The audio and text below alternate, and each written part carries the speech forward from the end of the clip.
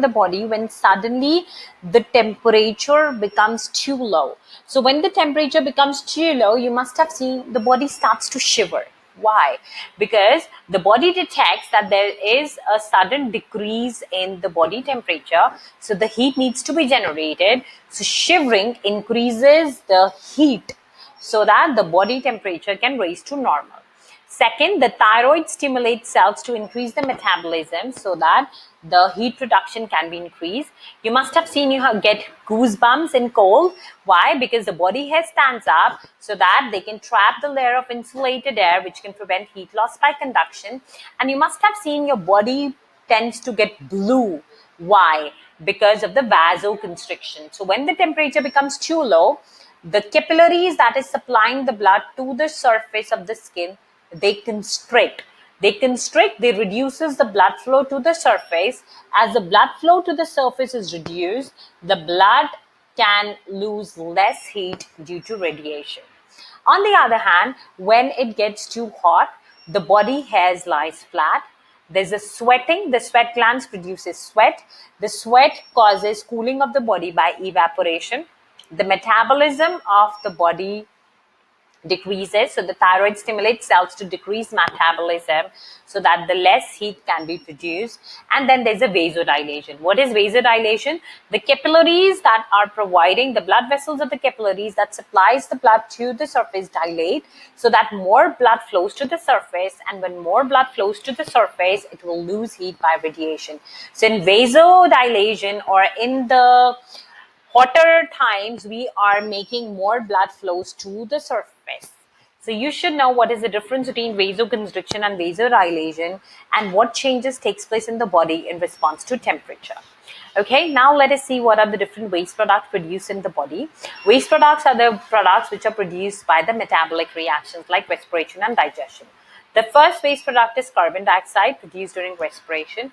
It is toxic because carbon dioxide can disturb the pH and affects the enzyme activity. So it needs to be removed immediately. So it is excreted out through the lungs. Then there are water. Then by metabolism, we also produce water like in respiration or during the digestion process. It is excreted through the skin in the form of sweating or breathing, or kidneys in the form of urine. Water can also disturb the osmotic balance and salt levels. So it is very important the level of water is also maintained in the body. Now when there's excess carbohydrates, excess fats due to digestion, that can be easily stored in the body. But protein is very harmful. Excess protein cannot be stored in the body. So the protein is digested into amino acid, and the liver deaminates. That is, by the process of deamination, converts amino acid into ammonia, and ammonia is converted into urea. So urea is another waste product produced in the body by the metabolism of protein, and this urea is excreted by the kidneys in the form of urine.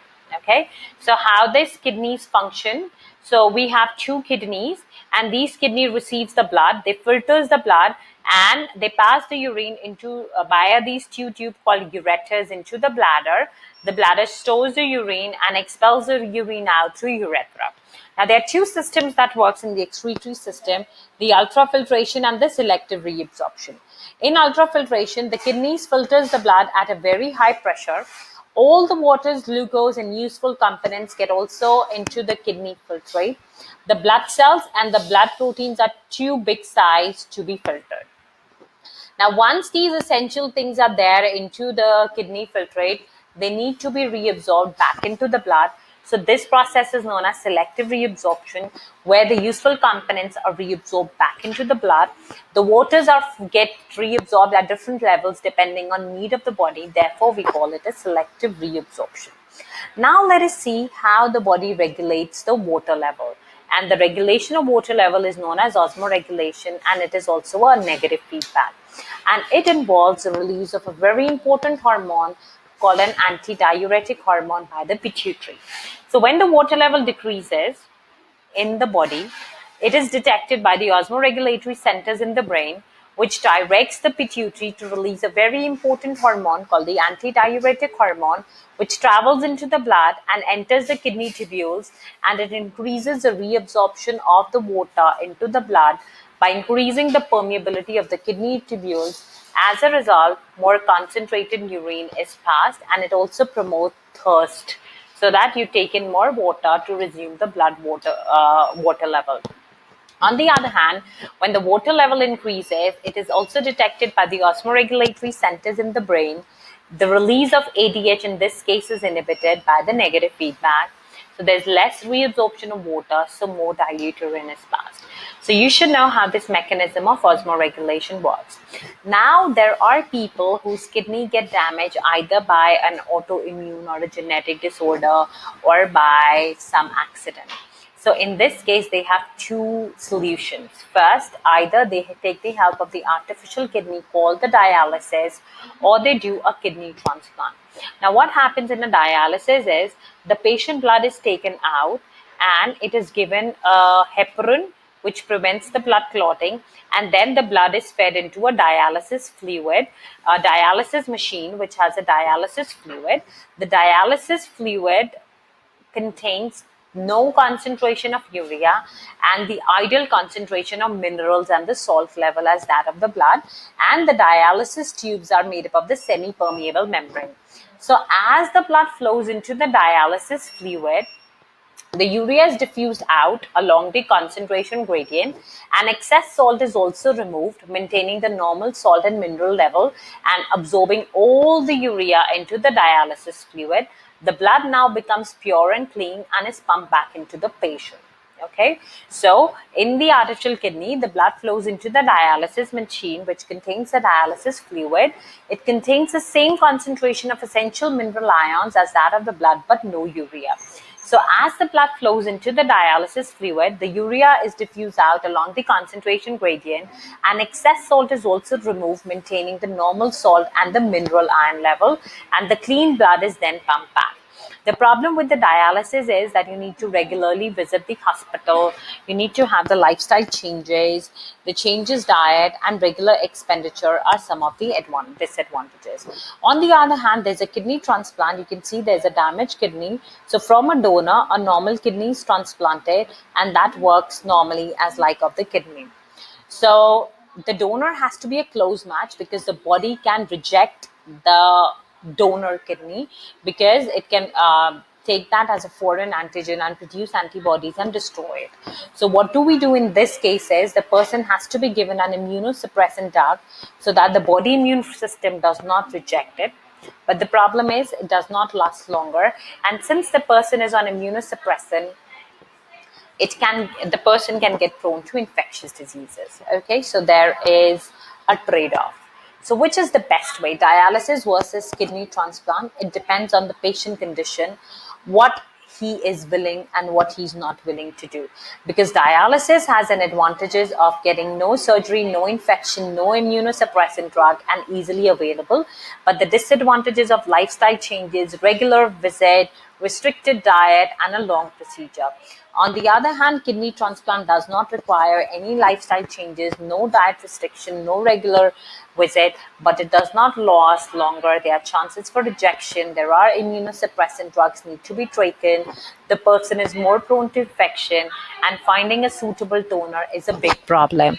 So the promising future for the kidney disorders is using stem cells, the person's own stem cells, to create the kidney cells or the nephrons, so that the problem of rejection can be avoided and it can be a long-term solution. But again, the development and the research is still going on. Okay, so I hope this topic, a long topic with a lot of key terms, is crystal clear to you. Now let us see what are the key terms you should know.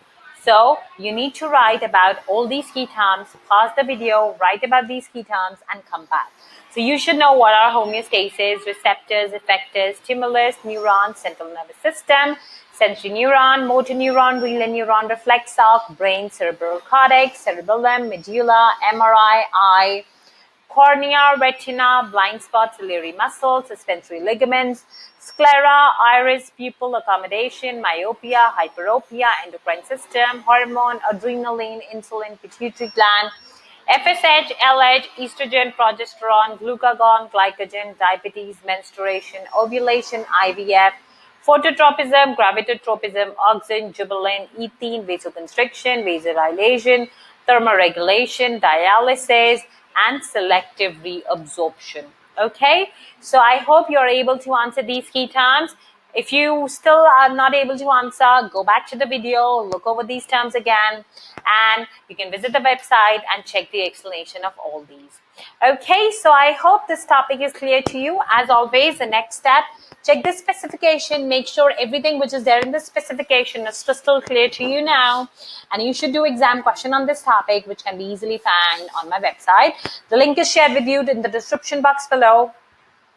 All these notes are there on my website. You can click on them and read them for quick revision. If you like this video, please do subscribe to my channel, and do not forget to like, comment, and share this video. And also click on the bell icon, because if you click on the bell icon, you'll be notified as soon as I put a new video. And if there's any specific video you want me to put a lesson on, please leave a comment below, and I'll make sure I'll have that up before your exam. In case you have any doubts in any of these concepts mentioned in this video, leave a comment below, or you can come to my website where we have a 24/7 chat support till your exam to answer all your queries. Okay, so I'll see you next in my next video. Till then, happy revising.